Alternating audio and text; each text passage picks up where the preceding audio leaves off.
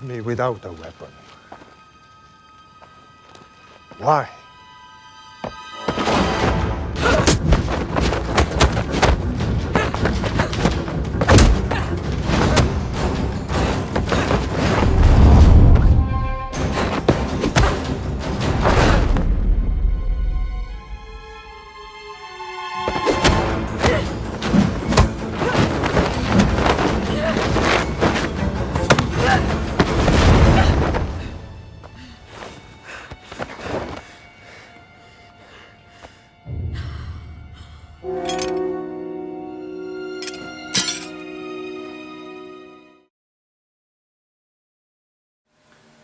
What's going on, guys? Bart here with Tully Television.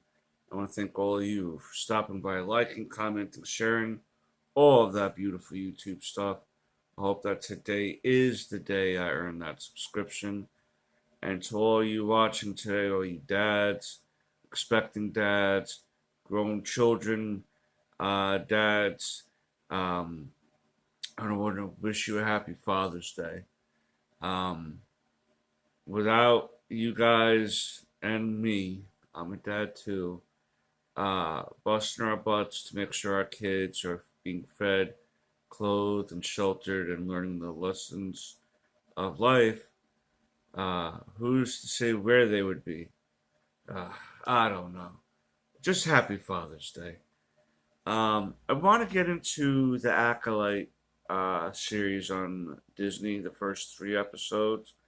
I'm really not going to too much get into this episode by episode because it's really I'm not sure if I'm going to continue this show or not after this last episode.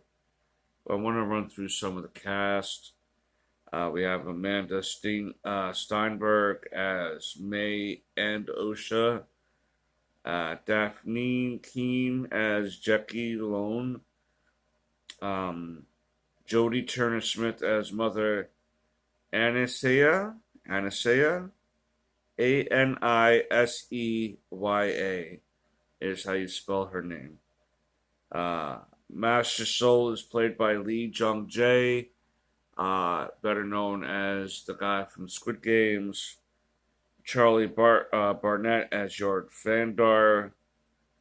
Carrie Ann Moss as Indara, and Lauren and Leia Bradley. I keep wanting to say Bradley. Lauren and Leah Brady as Little Osha and May.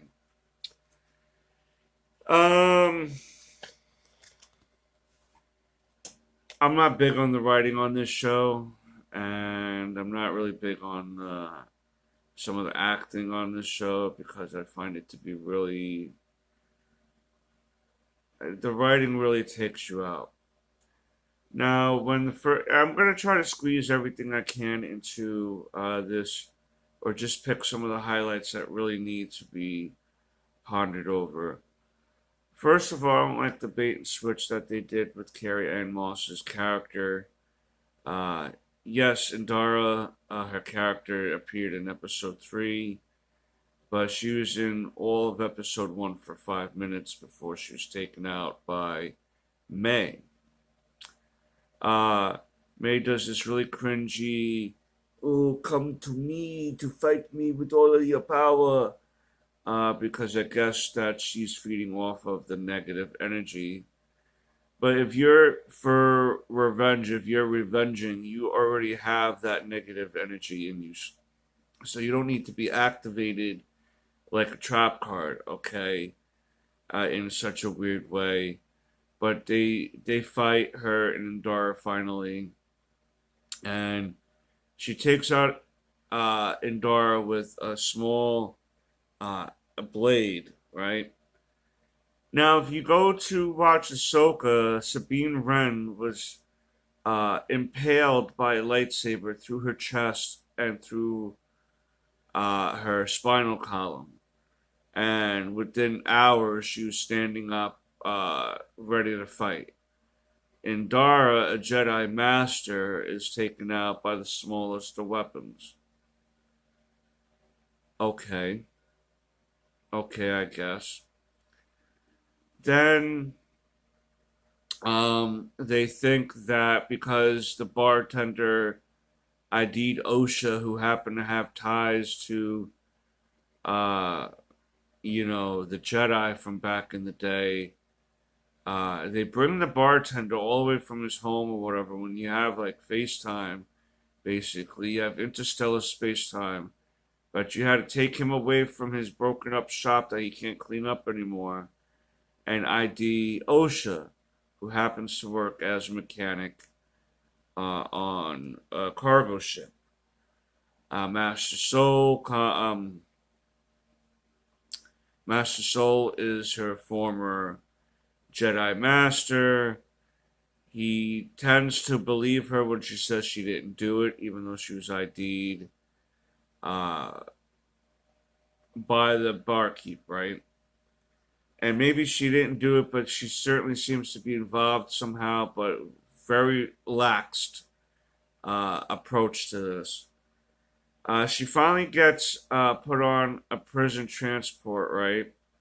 With no guards and only androids.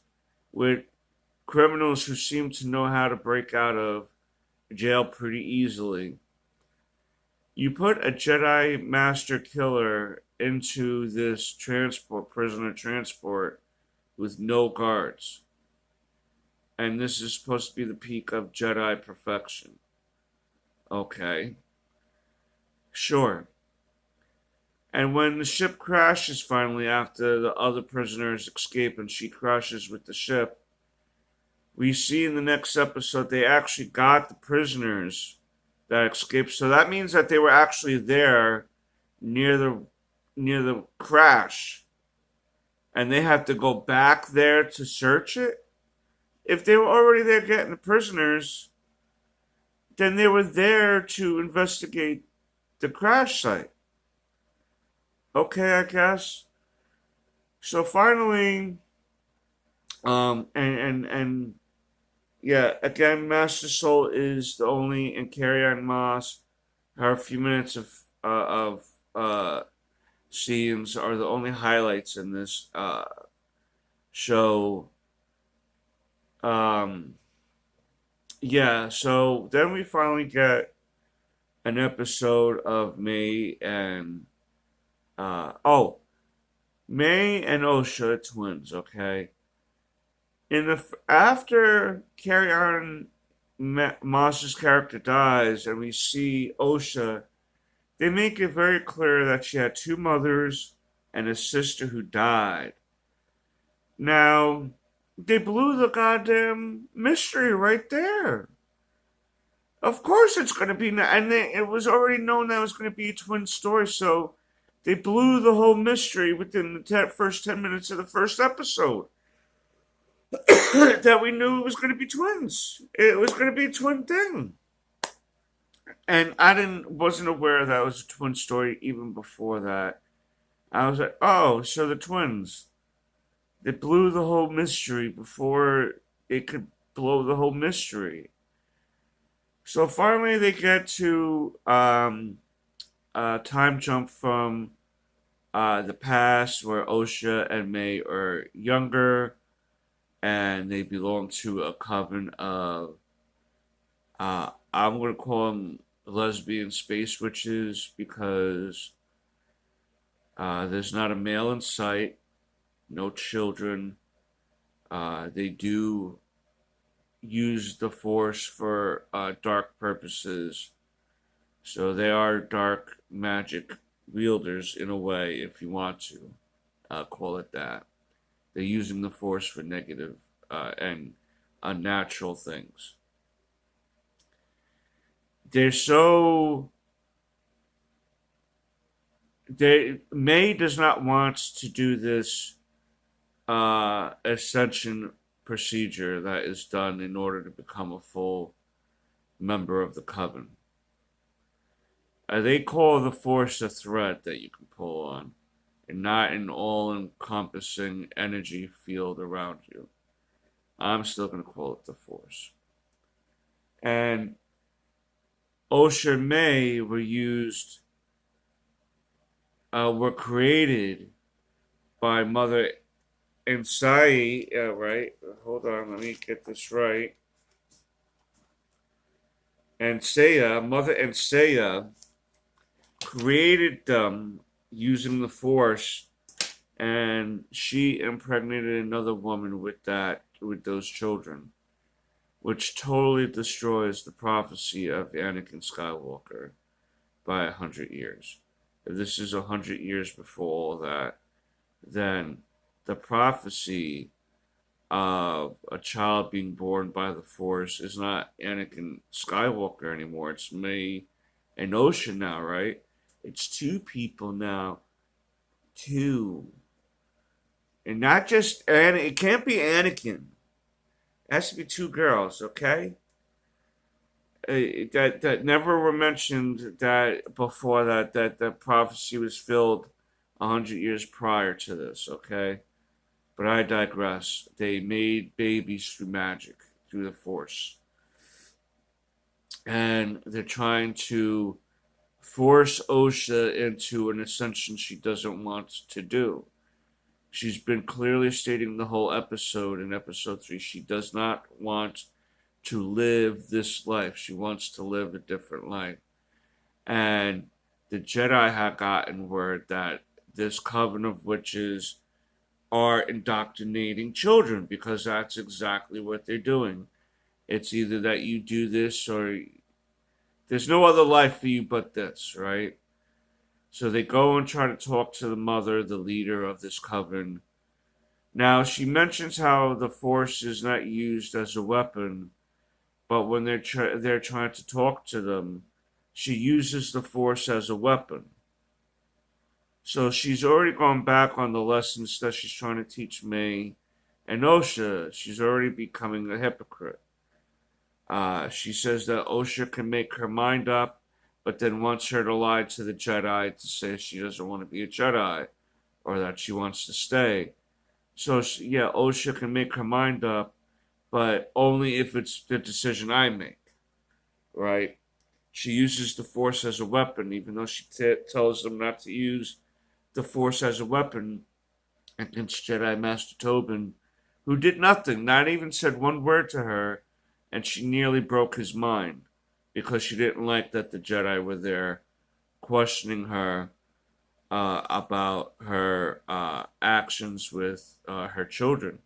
Yes, they are her children, essentially, but that doesn't mean, like, in the real world application of it, just because you have children doesn't mean that you cannot be questioned when you're doing crappy things to your kids.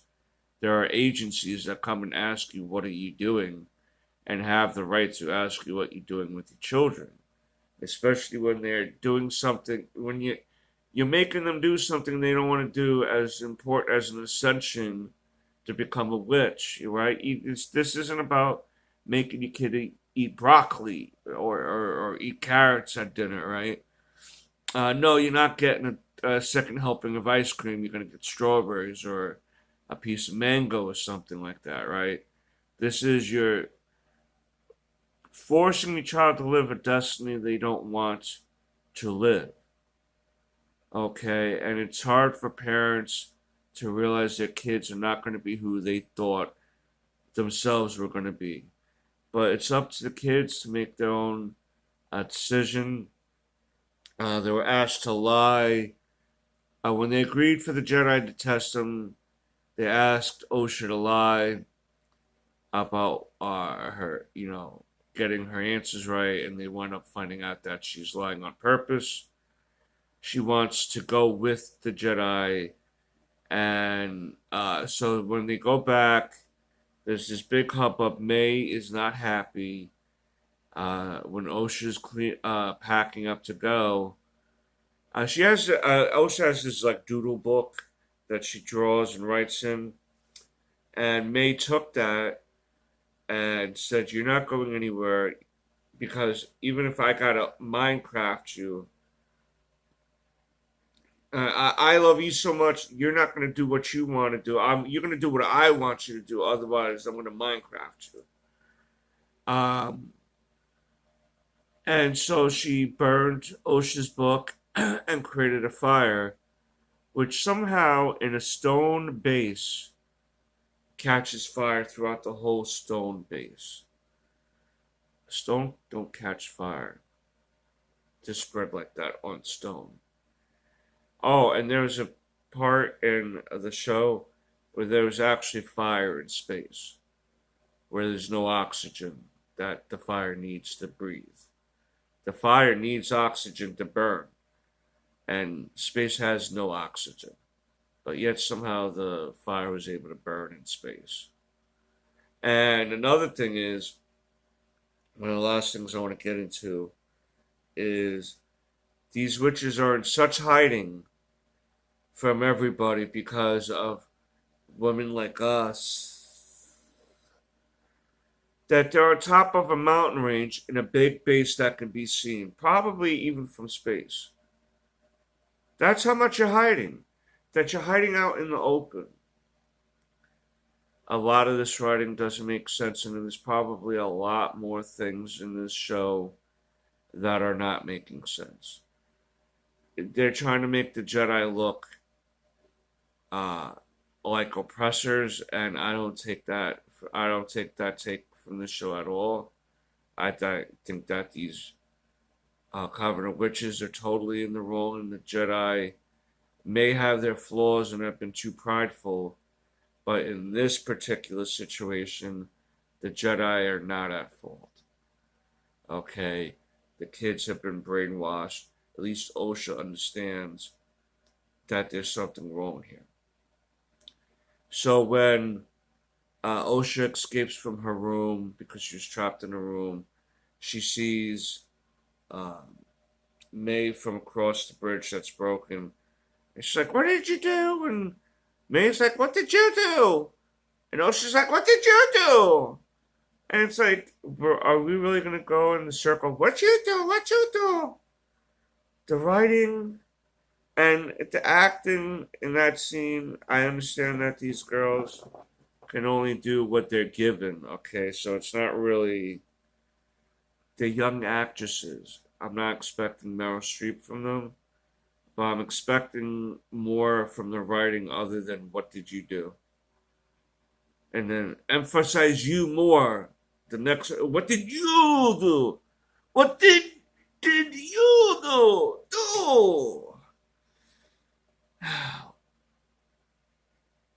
What did Leslie Headland do? That's my question to this whole thing.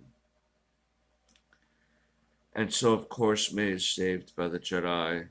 Osha is saved by the Jedi. May escapes, and that's where we end that episode. There's 5 more episodes to this.